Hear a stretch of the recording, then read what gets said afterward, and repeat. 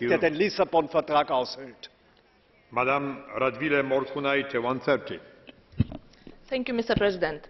European Council is expected to approve that no EU member state should remain an energy island after 2015. As a rule, interconnections are absent in those member states where the natural gas sector is dominated by an incumbent operator. Any progress on infrastructure that would allow new party access is very slow, because vertically integrated monopolies invest mainly to further consolidate their domination, while new investors are hard to attract to a closed market. Implementation of the EU Gas Directive, namely full ownership unbundling, is the only effective and reasonable way to encourage infrastructure investments, in this case in Lithuania, introduce competition and speed up integration into the EU internal energy market.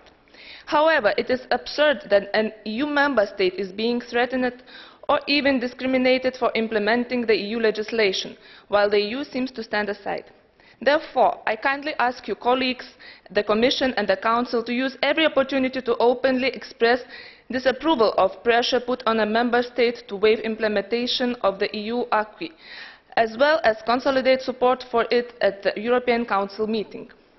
Not to mention that the implementation of the EU Gas Directive in Lithuania is closely followed by other member states under similar conditions.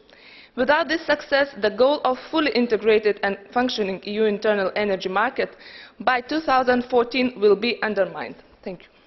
Thank you, Madam. Catch the eye procedure. Colleague Karinš, 1 minute.